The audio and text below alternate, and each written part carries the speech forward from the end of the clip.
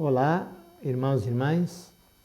Nesta segunda-feira, para a nossa oração, nós vamos tomar como primeira leitura da carta primeira de São Paulo aos Coríntios, capítulo 2, versículos de 1 a 5, onde Paulo novamente vai voltar sobre o tema da sabedoria da cruz, ou seja, que nós, para vivermos a nossa vida cristã, nós precisamos seguir Jesus que carrega a cruz, ou seja, Jesus que não vive para si, mas vive para servir, para dar a vida, para levar esperança, consolo a todos aqueles que precisam desse consolo de Deus nesse momento difícil em que estão vivendo.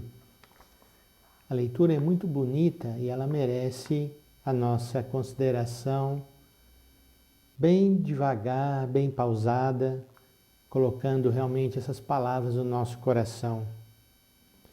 Irmãos, quando eu fui à vossa cidade para anunciar o mistério de Deus a vocês, eu não recorri a uma linguagem elevada ou ao prestígio da sabedoria humana. Entre vós não julguei saber coisa alguma, a não ser o Cristo e Cristo crucificado. Eu estive junto de vós com fraqueza, receio e muito tremor. A minha palavra e a minha pregação não tinham nada dos discursos persuasivos da sabedoria, mas eram uma demonstração do Espírito, para que a vossa fé se baseasse no poder de Deus e não na sabedoria dos homens. Então vamos pedir ao Senhor, nesse dia, dessa semana que se inicia, que Ele nos faça realmente confiar em Deus, no poder e na força de Deus e não nas nossas próprias forças, porque somos fracos, não sabemos como orar, não sabemos como pedir, temos dificuldade de entender a vontade de Deus e, portanto, a atitude correta é de nos colocarmos abertos, receptivos para aquilo que Ele quer nos dizer nesta semana que se inicia. No Evangelho de hoje, Jesus vai à sua cidade, Nazaré, onde tinha sido criado, e, como de costume, vai à sinagoga no dia de sábado, e ali acontece um fato muito importante. Ele toma o livro do profeta Isaías e lê a passagem que diz: "O Espírito do Senhor está sobre mim, me consagrou com a unção para anunciar a boa nova aos pobres.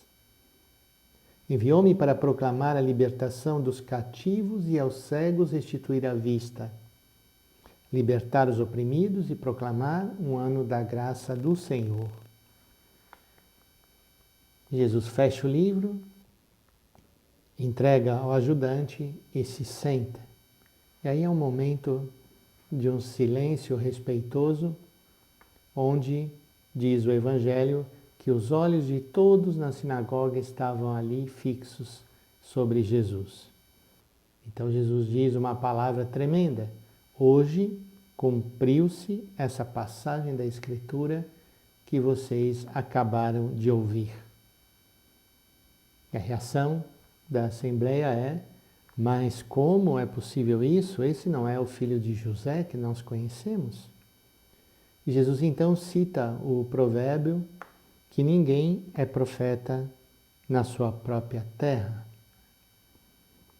E conta várias situações do Antigo Testamento onde o homem de Deus, o profeta, é enviado não às pessoas da sua pátria, mas a pessoas estrangeiras, para mostrar que de fora há mais abertura e mais aceitação do que da própria casa de Israel.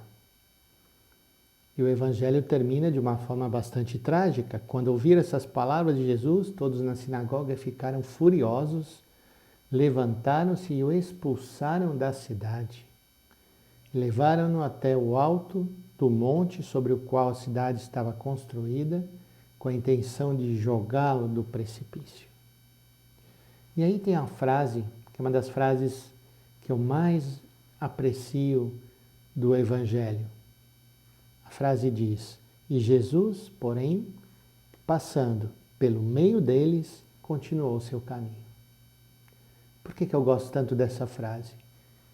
Porque poderia dizer, então Jesus, evitando essas pessoas que queriam matá-lo, fugiu, né? Retirou-se. Não, diz que ele passou pelo meio deles. Ele não fugiu. Não fugiu da cruz, não fugiu da perseguição, não fugiu das ameaças que ele sofria, mas passando pelo meio deles, mas ele seguiu o caminho dele. Ele não abandonou o seu caminho diante das dificuldades. Eu acho que esse é um grande, enorme exemplo para nós. Vamos pedir então, irmãos e irmãs, que nessa semana, se aparecer também na nossa vida uma dificuldade, uma perseguição, a gente saiba enfrentar confiando no poder de Deus.